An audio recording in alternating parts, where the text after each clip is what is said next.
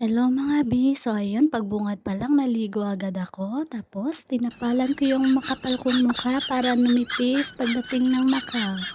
Nagplantsa ng damit, nagkulot ng buhok, gamit lang yung medyas. Easy peasy. Yan agad. So tutulog ko yan magdamag.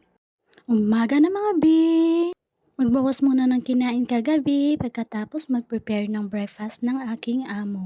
So habang nakasalang yung nilagang itlog, nag-shower na muna ako, nagkilay, kahit hindi pantay. Tapos skincare routine, naks! Actually, super dalang ko lang to gagawin sa aking mukha kasi super tamad ako pagdating sa aking pagmumukha.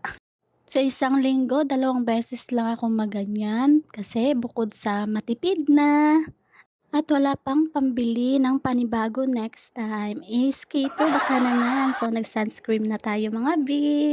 At higit sa lahat, huwag kalimutang magtawas. Yan yung pinaka-importante sa lahat. Di bali ng pangit, basta walang anghit. So ayun na B, mala Pornhub na outfitan. At binalatan ko na din yung prutas ng aking magiting na amo. Pati yung itlog niya binalatan ko na din. At nagkabit na ako ng aking mga burloloy, rilo, kwentas, tsaka yung ring. Nag-spray na din ako ng pampabango sa buhok kasi di ako naligo. Oh my Yaks! Ito God. naman yung breakfast ng aking alaga. Pabango muna tayo, Prada! So, luto na. And it's time to go! Ingat self! Hi guys! Nandito na ako sa car park. I'm waiting for my daddy. Daddy, where are you? Nakababa na tayo mga B. Alam nyo bang excited ako kasi ngayon lang ulit kami nakapag-date na kaming dalawa lang ni baby ko. Oh, sana all baby ko. At nagkita na nga kami. Sabi ko pa, my baby, ang arte.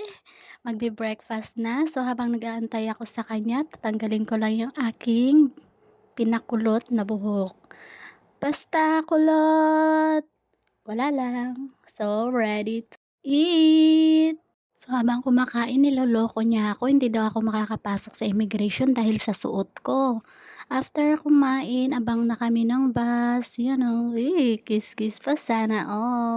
At dumating na nga yung aming bus. So, nagkabit ako dito banda ng hikaw kasi yung binili ko nakaraan na hikaw, inuwi niya sa kanilang bahay. Habang nasa biyahe kami, B, tinamaan ako na